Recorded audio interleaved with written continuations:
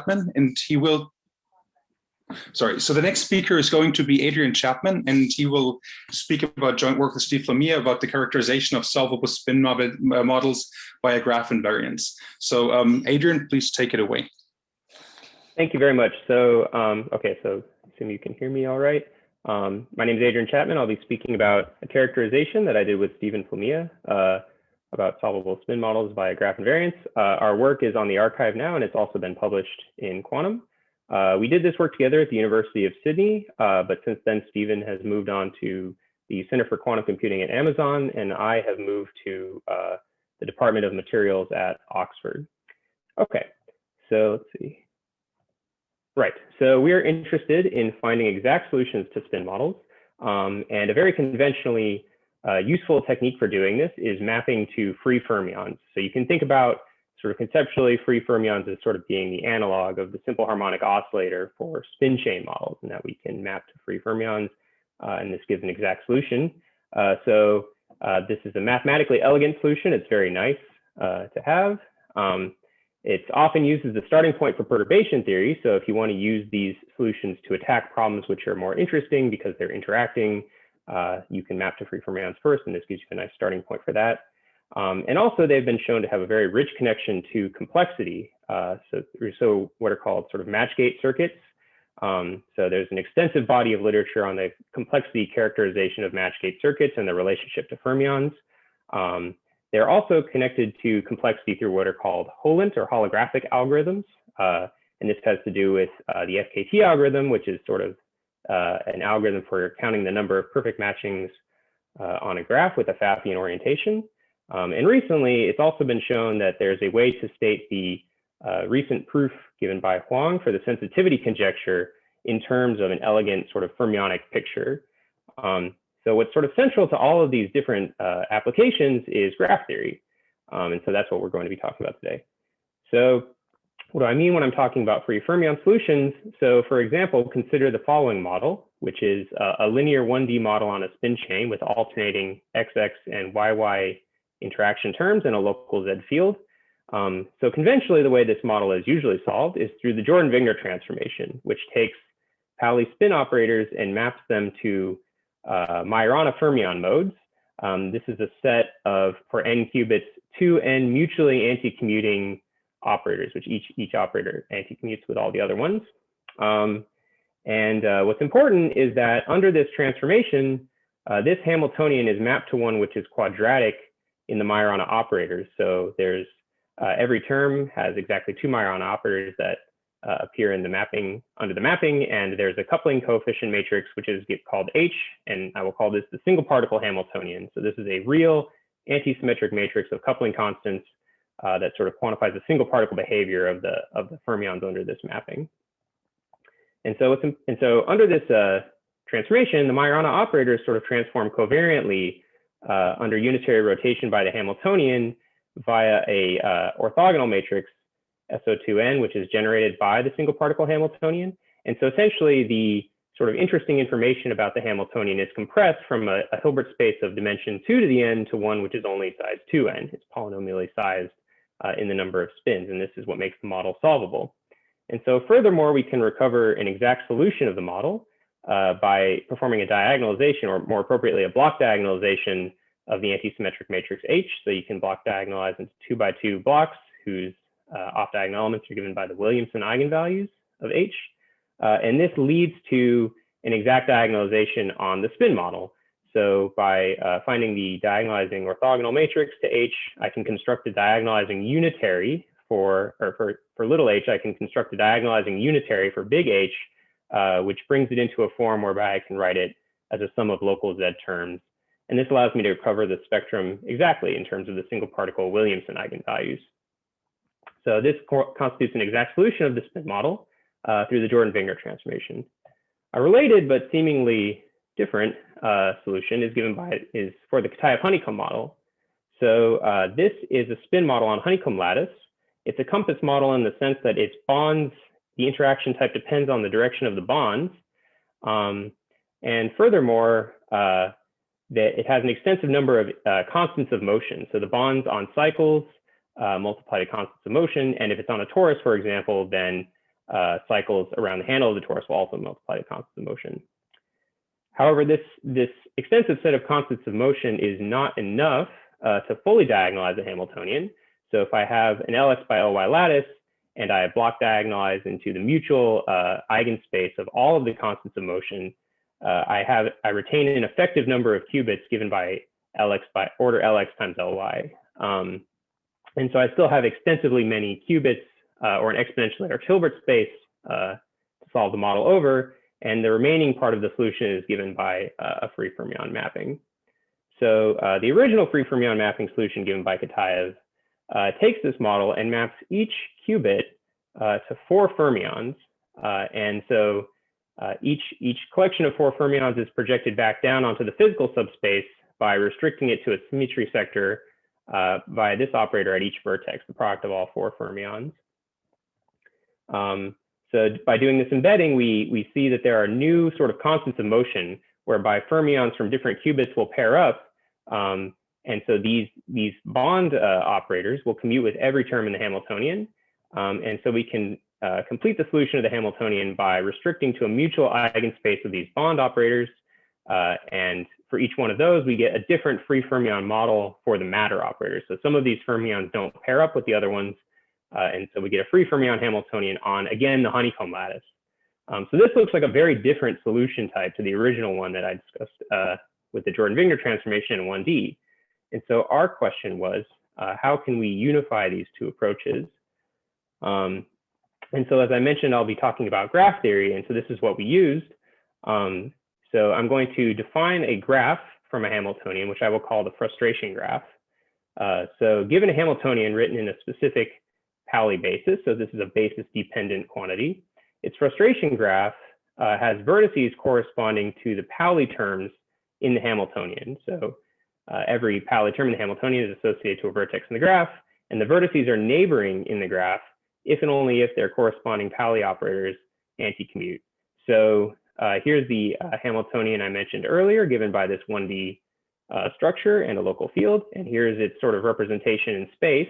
So there are 4 qubits and bonds connecting nearest neighbor ones. And so when I expand this Hamiltonian out into its frustration graph, I see that the frustration graph has a structure which sort of resembles the 1D structure from before of its interaction, of the interaction layout of the Hamiltonian, but it's not quite the same. So you can see this is the frustration graph you get. You can verify that indeed all of the operators which are neighboring anti-commute, and so it has this structure. And so what we want to know is, if we're given such a Hamiltonian, when can we define distinct quadratic fermion operators such that the commutation relations between the terms in the Hamiltonian are respected? That is, when can I assign quadratic fermion operators to each Pauli that appear in the Hamiltonian such that if 2 Paulis in the Hamiltonian anti-commute, then the pairs that I assign to them overlap by exactly 1 Majorana operator. And so our sort of insight is that we can state this question purely in graph-theoretic terms. And so that question is, when can we label the vertices of the frustration graph by subsets of at most 2 such that neighboring vertices intersect in exactly 1 element? So this question has an answer, and it has a graph-theoretic characterization, and the answer is what are called line graphs. So a line graph is a graph that I associate to another graph called the root. So the root graph. The line graph of a root graph is a graph whose vertices are the edges of the root, and 2 vertices in the line graph are neighboring if their corresponding edges in the root share a vertex. So here's an example of a root graph. I associate some vertices to its edges, or I associate vertices to all of its edges. And if edges are incident in the root graph, then their associated vertices in the line graph are now neighboring.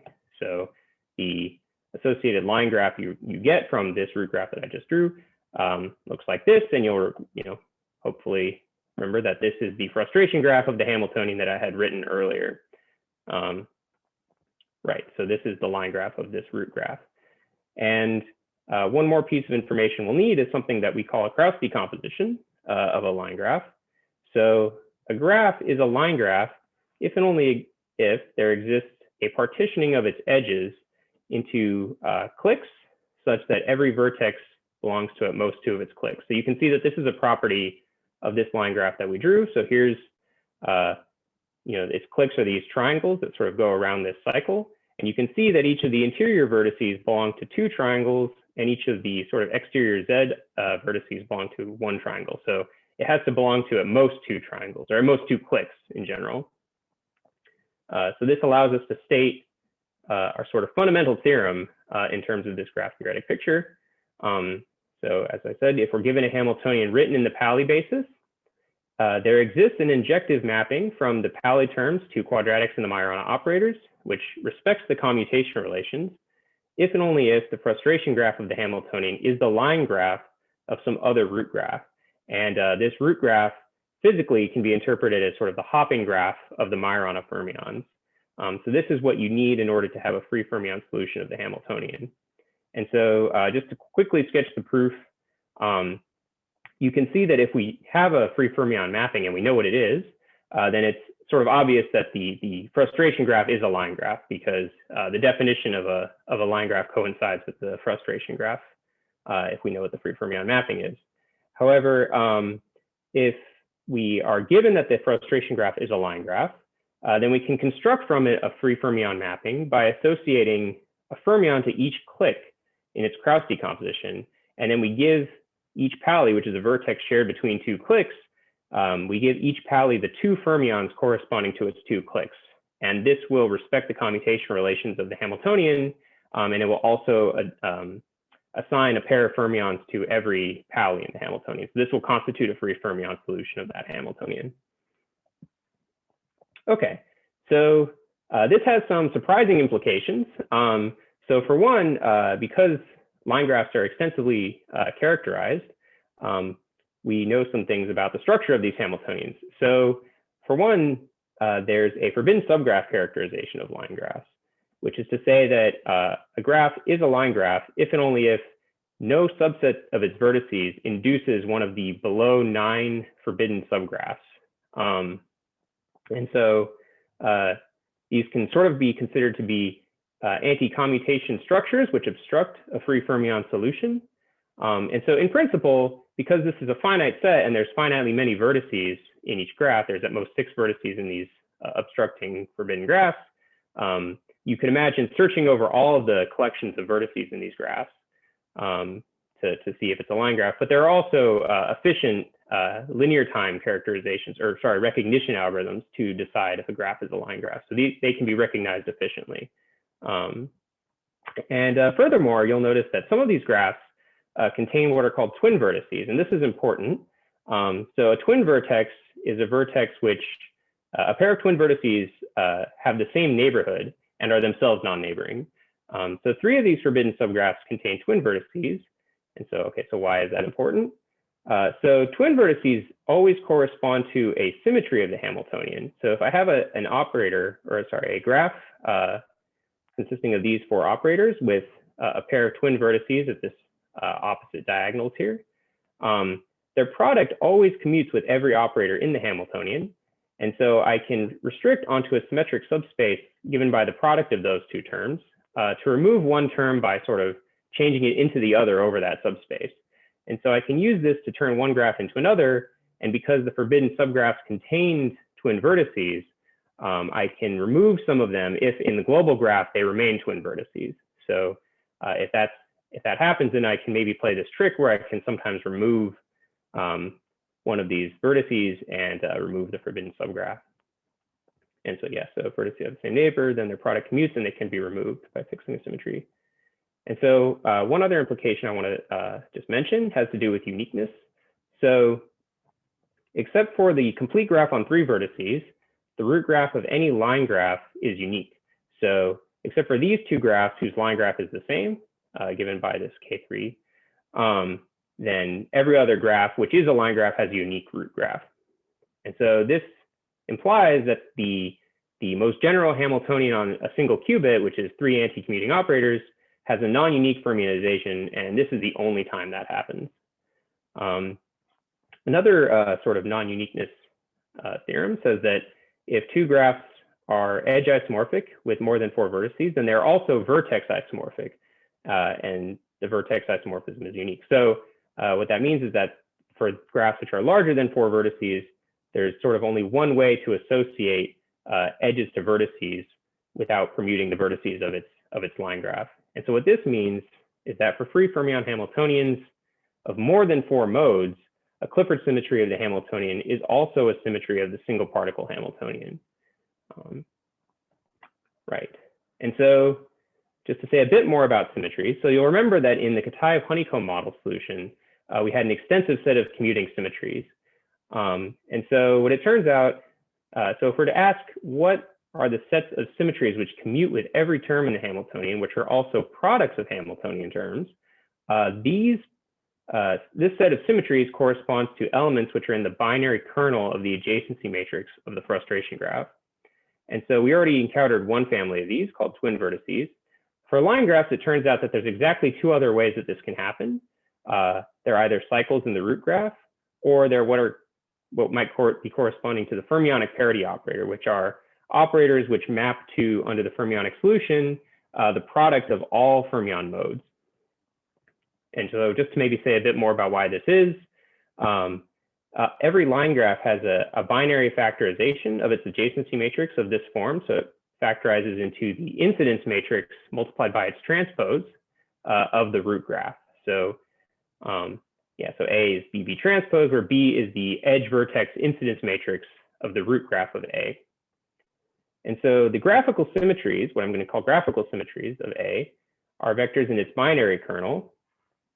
And there's, besides the twin vertex case, there's only 2 other cases. Either the vectors in the kernel are in the kernel of B transpose itself. And so what that implies, because B transpose is the incidence matrix of a graph, is that the kernel corresponds to a set of edges where every vertex has even degree. And so this is a cycle. Or V is under the action of B transpose mapped to a vector in the kernel of B. And so it can be shown that this actually corresponds to the fermionic parity operator, because the only element in the kernel of B is the all ones vector. So that means that B transpose V is the all ones vector. Therefore, V corresponds to the fermionic parity operator under the fermion mapping. So in order to incorporate these symmetries in the free fermion solution, this is going to determine the sign of the operators under the free fermion mapping. So as I said, I have a mapping now which tells me how to take every Pauli operator in the Hamiltonian and map it to a unique pair of Majorana fermions up to, it turns out, exchange symmetry. So I can exchange the Majorana fermions order without changing the pair that the Pauli is mapped to, and also without changing the commutation relations in the Hamiltonian. So this is not fixed by the commutation relations between the Paulis themselves, but rather it turns out it will be fixed by the symmetries of the Hamiltonian. And so we can think about this as an orientation on the root graph. And so, yeah, as I said, this will be fixed by the symmetry eigenvalues of the Hamiltonian. And so we can do this by choosing a spanning tree of the root graph.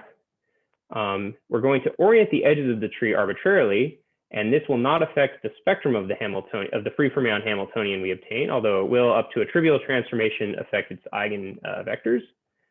And then for each edge not in the spanning tree, there is a unique independent cycle. And so we choose the orientation of the edges not in the spanning tree according to the sign of the symmetry operator associated to that unique independent cycle. So this gives a prescription by which, if I want to solve the Hamiltonian over a given symmetric subspace, I can associate that Hamiltonian to a free fermion model, whose spectrum and eigenvectors will give you the solution to that spin model. One more point is that if the parity operator itself is proportional to the identity or product of cycles in the spin model, then you may need to fix a parity symmetry sector of the free fermion Hamiltonian. So it may be the case that even though the parity operator is not a trivial operator in the fermionic picture, it may be trivial in the spin picture. And so in order to sort of remove that extra sort of unphysical parity sector, I need to project down onto a fixed parity sector of the free fermion model that I'm solving. Okay, so let's look at some examples. So as I said, that nearest neighbor 1D model is free-fermion solvable. This is the most general nearest neighbor 1D model, two local nearest neighbor 1D model we can have that's solvable by free fermions. So it consists of terms which are x, x, y, y on pairs of qubits, or x, y, y, x, and a local Z field everywhere. It has a frustration graph that looks like this. So you can see that it retains the 1D structure, and it has a Krauss decomposition, which I've colored the cliques so that you can see how they group in the free fermion mapping, and you can see that they have this sort of this twisting, sort of alternating structure as I go down the chain. And so below is the root graph of this this complicated looking graph, and highlighted in red is the spanning tree. So you can see that any edge not in the spanning tree creates a cycle on this graph. And so from this mapping, you can reconstruct the Jordan-Wigner solution of the model. Okay, and then as I said, also the Kitaev-Honeycomb model also fits into this formalism. So the frustration graph of the Kitaev-Honeycomb model is the Kagome lattice. And interestingly enough, the Kagome lattice frustration graph is also the line graph of the honeycomb lattice itself. So, this is a sort of special case where the Kitaev-Honeycomb model's free fermion solution maps you back onto a free fermion model whose hopping graph is the same as the original interaction graph of the model. And so here again is highlighted a spanning tree, the red edges, and the edges not in the spanning tree can be oriented to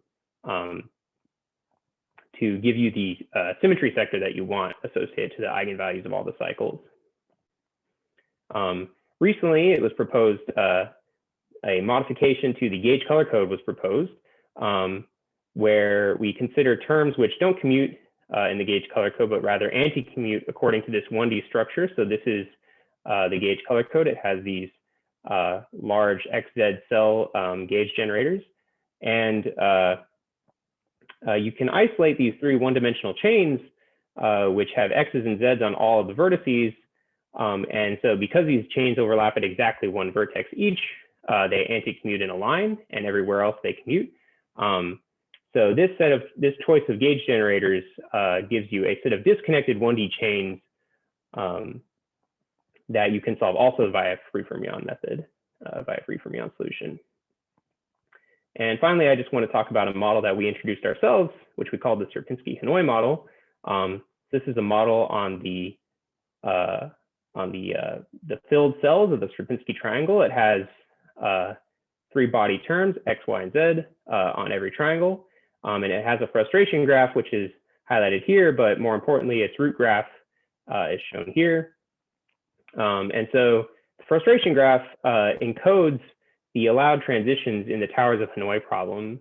And so this model also has an extensive set of commuting symmetries such that it actually encodes logical qubits, and it does so at an asymptotic rate of 11/18 as we take the lattice size to infinity.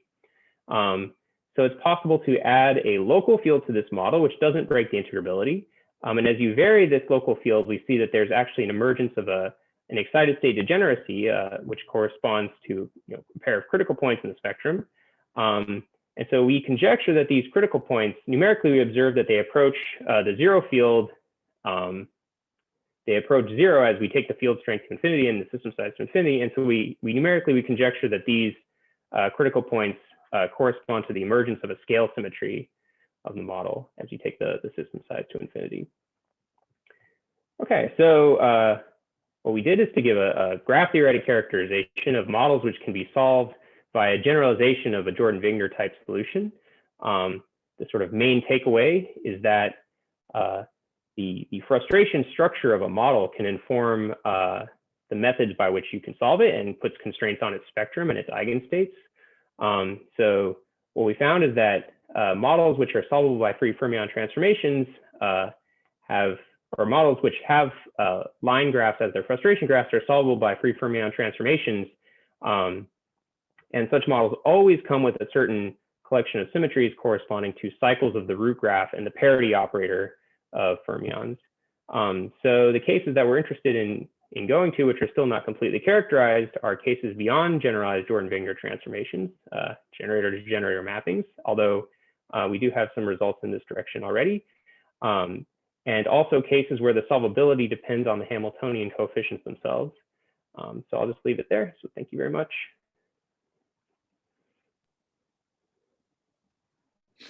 Adrian, thank you very much for the very nice talk. So there are a few questions in the Slack channel. Other people, please join as well if you want to. This I probably should have mentioned it earlier. But so Joshua Heath is asking whether you can actually consider the frustration graph of the actual honeycomb model, and then if you were to add some symmetric off-diagonal exchange that you were to add to the Kitaev Hamiltonian, would that lead to a frustration graph that you could consider and solve with that approach?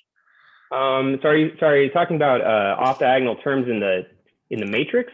So if I'm looking at the matrix elements of the honeycomb model Hamiltonian, and I'm adding terms in the off-diagonal.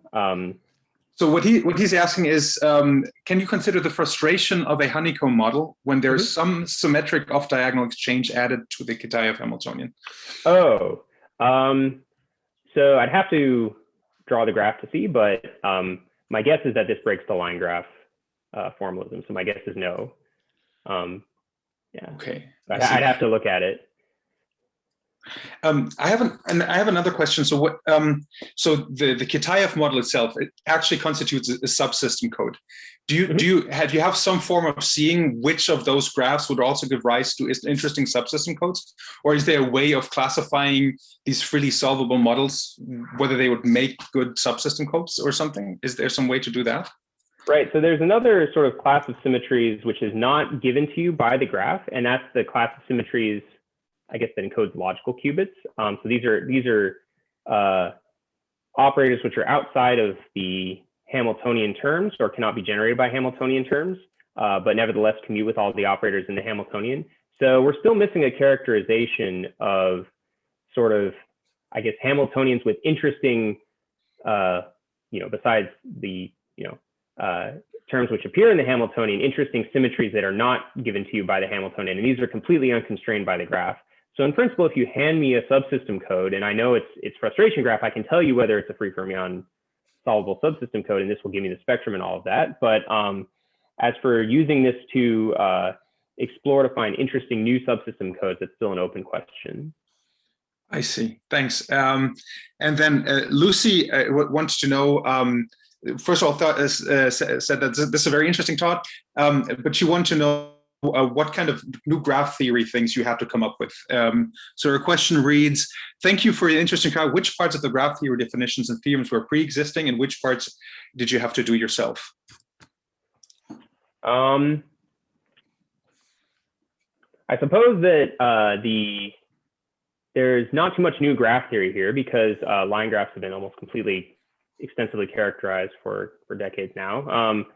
But I would say that sort of the main conceptual contribution, or like the main technical contribution of this work, is the association of that mathematical framework to the physical framework of free-fermion models. So in terms of a pure new graph theory, I don't believe there's much in this work.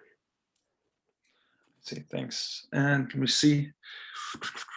I might have one more question, and so also going back to the Kitaev model. I mean, one reason why that model was so interesting in part is because you had sort of anionic excitations in that model, right? Do you think there's any way of basically of looking into that, which of those models have anionic excitations, or whether there's some way of giving rise to other anionic excitations in that kind of solvable spin model?